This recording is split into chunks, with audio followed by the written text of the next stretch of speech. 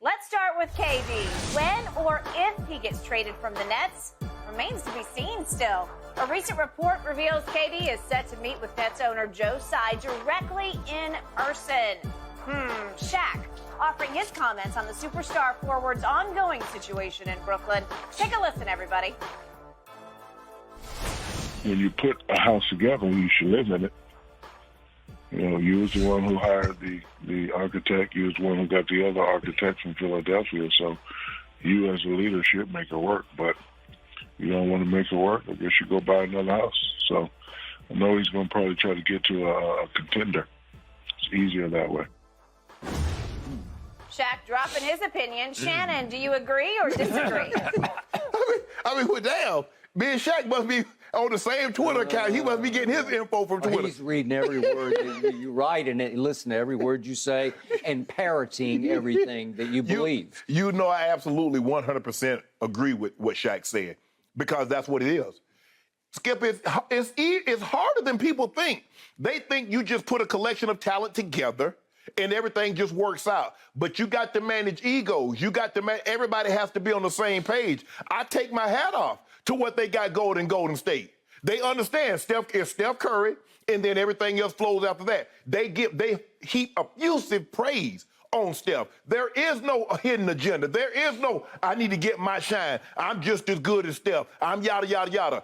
Everybody has the same agenda. Let's win championships. We understand that we're going to get it's Steph Curry, and then we follow after that.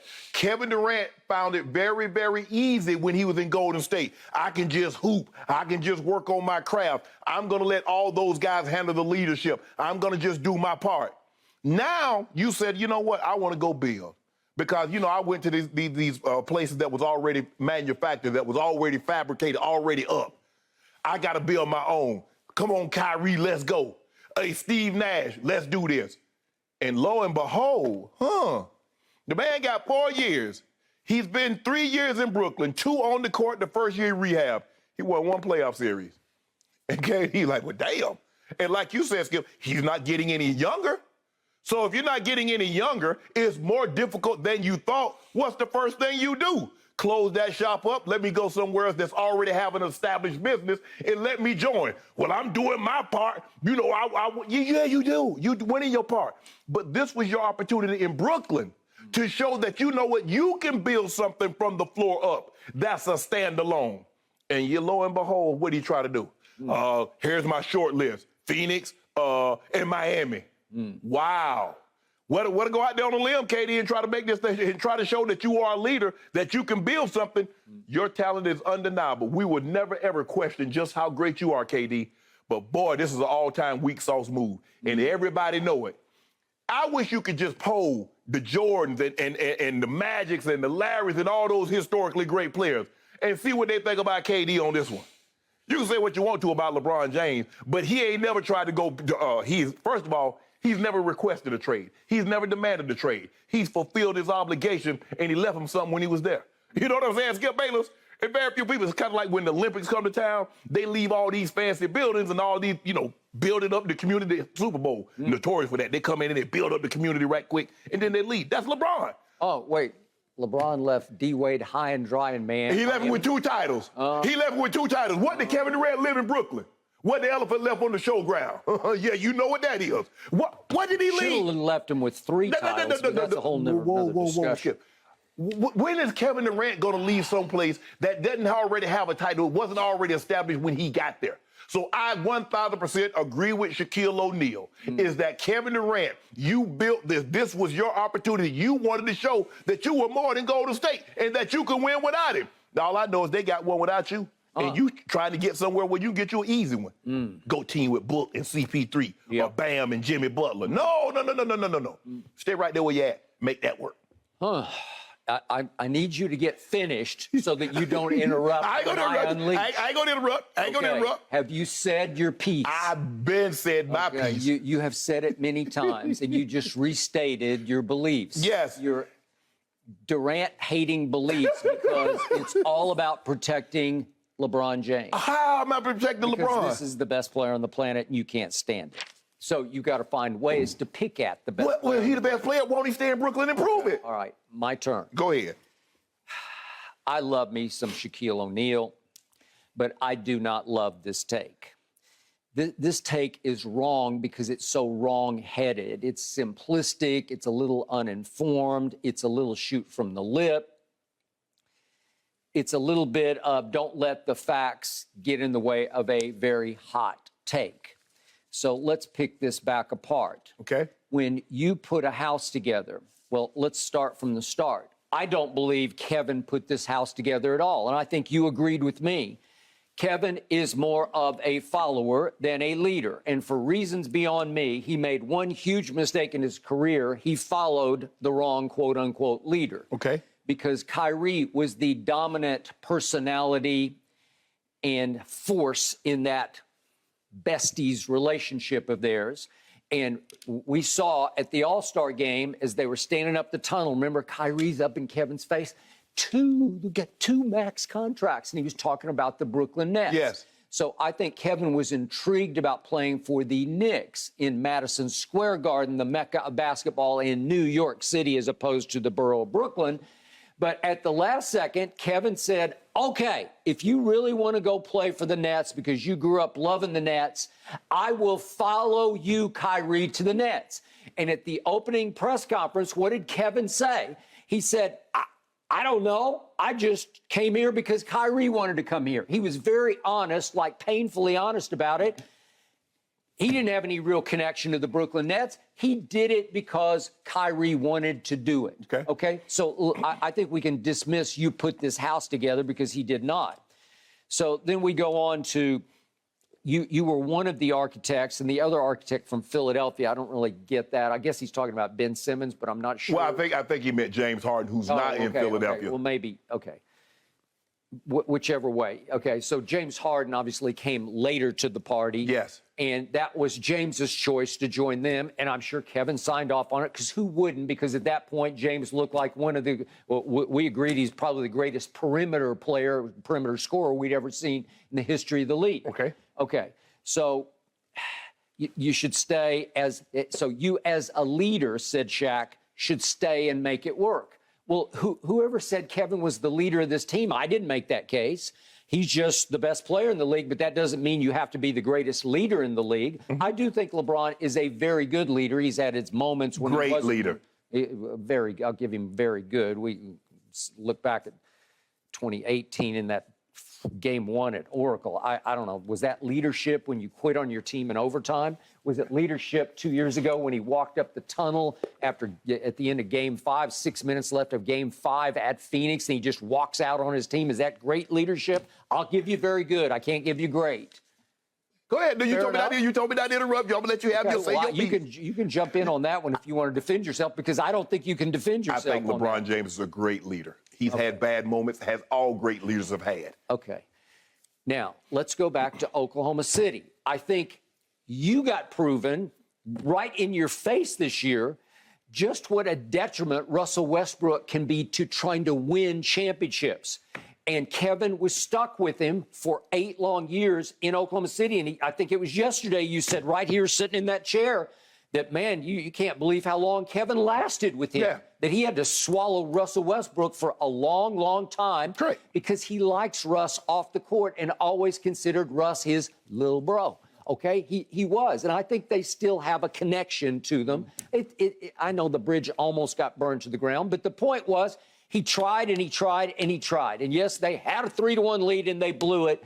And it was somewhat Kevin's fault. And it was a whole lot of fault of the primary decision maker. And I told you, a source very close to Kevin told me he finally came to grips with the fact that he would never win a championship in Oklahoma City with Russell Westbrook as his primary decision maker. Russ brought the ball up the court every single time, and it was Russ's choice. Your turn or my turn? I think it's my turn. And it drove Kevin crazy. Skip, I don't believe not one person has a problem with Kevin Durant leaving Russell Westbrook. Okay. All right. I think they did at the moment, but they don't now because they've seen the light, because the spotlight was on Russ last year and he got exposed. I just think the biggest problem they had with him going to a 73-19. Okay. All right. But let's talk about that. Let's think through that. You were the first to tell me Draymond fled into the parking lot after Game 7 at Oracle in 2016. They won in 2015. 2016, fled into the parking lot, crying tears, calling Kevin Durant on his cell phone, "You gotta come save us." Right. Am I right? Okay. And the whole contingent, led by Steph Curry, flies across the country out to not quite the tip of Long Island, but all the way out on Long Island on July the 3rd to get down on bended knee and recruit to beg Kevin Durant to please come save us. What had just happened? We had seen Steph melt down almost as bad as LeBron melted down in the 2011 finals against Dallas. In games 5, 6, and 7, Steph Curry disappeared. He came up even smaller than he is. You can just check the facts. Go look at the stats of those 3 games. It was all about what Steph didn't do, and it opened the door for LeBron and Kyrie and company to run right through it. And they did. They even took over Game 7 thanks to Steph in the fourth quarter, going 1 of 6 and 1 of 5 from 3. And he was horrendous. He was the reason that LeBron got that ring. He gifted a ring to LeBron James. He was so bad that they knew they were going to have to face LeBron coming through the East, the cakewalk that it was in those days, maybe a couple of more times. And that's what happened. But if you go get that nuclear weapon, the best player on the planet, all of a sudden the playing field tilts back in your favor. There's no way Steph was going to beat LeBron in 2017 and 2018 without Kevin Durant. So Kevin does 2 things. He goes and saves Steph's legacy by winning 2 championships for Golden State and wrecking 2 championships and wrecking LeBron's resume by beating him twice head-to-head and being the finals MVP in back-to-back finals. It becomes very difficult for you to save someone from drowning if you can't swim yourself. So in other words, you're trying to tell me that Kevin Durant saved Steph Curry, who had swum himself to a title, while all the while Kevin Durant, who cannot swim, did not have a title. He was drowning. No. He was drowning. I think Iguodala swam out about 100 yards offshore. And Steph was going under. Really, Skip? Really, Skip? Really? I'm going under. And Iguodala said, "I got you. Really, man. Skip? I got you, little man. Really, Skip? And I'll put my arm around you, and I will dog paddle you all the way back into Really, shore." Skip? Who was the MVP? Iguodala was the MVP. Skip, I'm not saying that. Saved him. Turned the series around in a pivotal Game 4 in LeBron's house, when LeBron, by the way, had a 2-1 lead in his house. Think about what you just said. You criticize LeBron for blowing a 2-1 lead, yet you blame Russ for Kevin Durant blowing a 3-1 lead. Look, just 2 years ago, Kevin Durant had a 2-0 lead on Milwaukee, and all you talk about, it was 1-on-5. He didn't have any help. You talked about it. Hold on, that was I was quoting you. It's 1-on-5. It's KD or bust. It seems like every time Kevin Durant comes up small, you find a way to put it off on somebody else. You blame Kyrie. You blame James Harden. You blame Russell Westbrook. At what point in time does Kevin Durant get blamed for Kevin Durant coming up small? When is that going to ever happen? Against Milwaukee, he had the toe on the line. You blame, well, Kyrie's injured, James Harden this. But LeBron was playing without Kevin Love and Kyrie. Not one time did you say anything. I said that. I told you the first 3 games of the 2015 finals, 3 greatest games certainly in a row that LeBron ever played. It wasn't even close. Those were masterpieces. Well, those were virtuoso. But I'm just, Skip, all I'm saying is this. Okay, this is what you do. What you do is that you obfuscate the responsibility that Kevin Durant has. So therefore, when things go wrong, if I'm not the leader, you can't blame me when things go wrong. But when things go well, the first thing you quickly say, he's the best player. Kevin Durant led this team. Well, how you going to lead the team if you're not the leader? But you quick to say he led Golden State when he wasn't the leader. But now he's the de facto leader in Brooklyn. You blame Kyrie. Well, Kyrie wouldn't get this done. James Harden showed up out of shape. Again, at what point in time does Kevin Durant bear some responsibility? I give you points for using obfuscate. I dock you points for the point that you tried to just make. What? Because you're missing the point that Kevin Durant took the ultimate challenge on, and you give him no credit for that. He said, okay, I'll take the challenge of being the difference maker. The whole NBA world was waiting for Kevin to fall on his face from 7 feet tall, right down on his face. We went to the finals. It was wasn't it our first or second year? This was a 2017 finals. But we were there. Yes, right? yes. And what did he do? He took over the finals. It shocked me. It's when he won me completely over because I think the pressure was extraordinary on his slender little shoulders because everybody was looking for him to be the savior of the Golden State Warriors, and he was. Yeah. He saved them. Skip, let me ask you a question. Do you believe at this current moment you could be CEO, a shell of Exxon?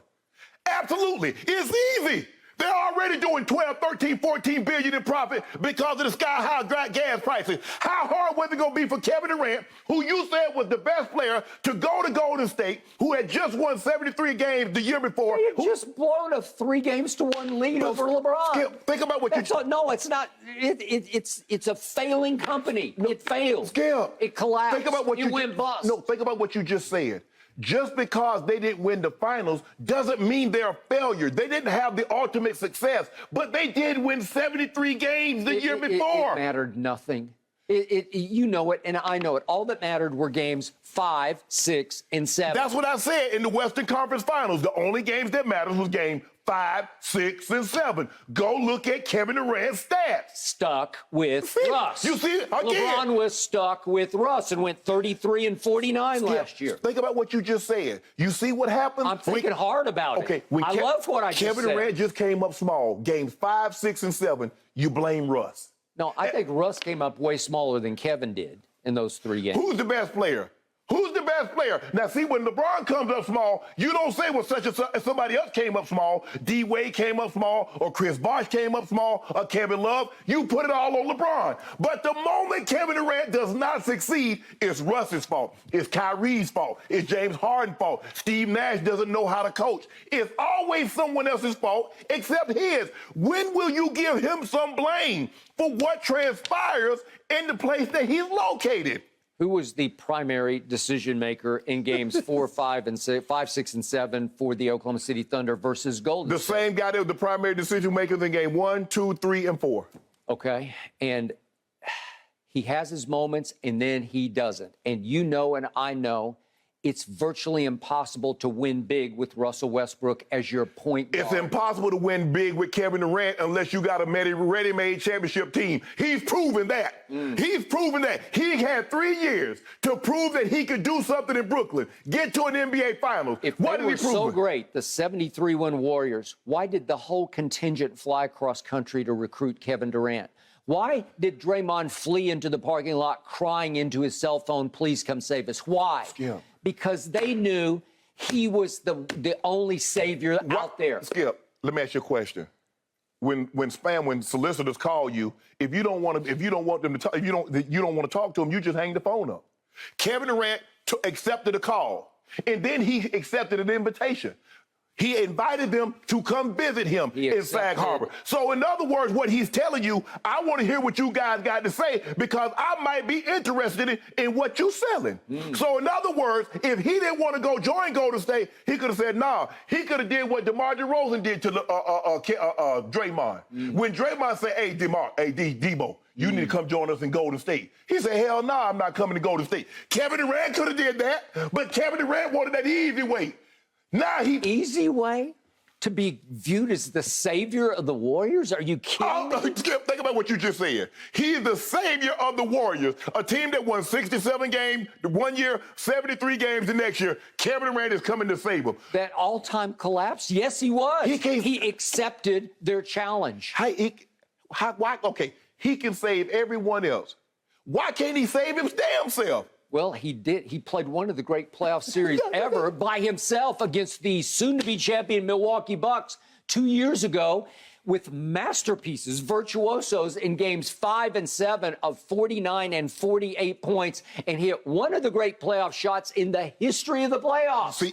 And yet he had a little toenail on the line or we'd be having a real big different conversation right now because Kevin would have won a ring in Brooklyn. Think about what you just said. you give Kevin Durant credit, even though they lost, for playing a great series. How many great series have LeBron played and you criticize him saying he doesn't have the clutch gene, he's not the closer, yet you give him praise for losing a series? Was that not clutch gene closing? No. Skip, in order to close, you have to win the game. You can't put on a flurry at the end, oh, they scored 35 points, but they ended up losing 38-37. You've done nothing. Did he make a clutch shot that was very nearly a three-point clutch shot? No, Yes. Skip, it only matters if you win. Okay, and then we fast forward to right now. The reason he's in the predicament he's in right now is because he followed the wrong guy to Brooklyn. And the reason he demanded a trade, and I think yesterday even you gave into this concept, Kyrie betrayed him. He betrayed the whole team. He went south on them. Kevin was stunned by that, and Kevin wants no more of Kyrie Irving. It's over and out. Get me out of here. So it's not so much about leaving Brooklyn and the house that he built, because he didn't build it. He was part of it. He was a cornerstone in the house. But the landlord of the house is Kyrie Irving, and he abdicated. Whoa. So who's the landlord in Golden State? Well, it was Kevin. So hold on. So now Kevin been there and done that. Think about this. Now Kevin Durant, he's not the landlord in Brooklyn with Kyrie, but with Steph, Clay, and Draymond, he's the landlord. Okay, what did you tell me? I'll use your analogy. The Maserati pulled up, and Steph got out and sat in the driver's seat and said, "I'll ride shotgun, you drive." Yes. Okay, so who was driving in Golden State for those 2 years? It was Kevin. And by the way, even you admitted they probably would have won a ring in 2019 if Kevin hadn't blown his Achilles out. This is what we know. This is fact. This is not conjecture. This is not innuendo or speculation. Steph Curry went and got a championship without KD. KD, at some point in time in his career, to say he is that guy, he gonna have to do something without Steph Curry. Without the light-skinned kid, the little small one, the one that he's damn near a foot taller than, he's gonna have to do something without him. The one whose legacy he saved in back-to-back years. You just can't get over the fact that Kevin Durant wrecked LeBron's legacy. Yeah. LeBron could be 6-4. He could say, "I got 6 rings too," just like MJ. Instead, he's 4-6 thanks to Kevin bleeping Durant. Hold up. So what's Kevin Durant's record? Didn't LeBron beat Kevin Durant in the finals? With evenly matched team. Yeah, now he was a baby. You see what you did? You see what he did? Now he a baby. Yeah, but LeBron spanked him. And he was stuck with Russ. LeBron spanked him. LeBron spanked him. Remember when Magic said Russ just played the worst half of basketball in the finals I've ever seen? Yeah. That was the 2012 Thunder. Sometimes you got to throw the baby Thunder. You see what LeBron did? Sometimes you got to throw the baby out with the bathwater. In your argument and Shaq's argument. No. No, you didn't. All they did, Skip.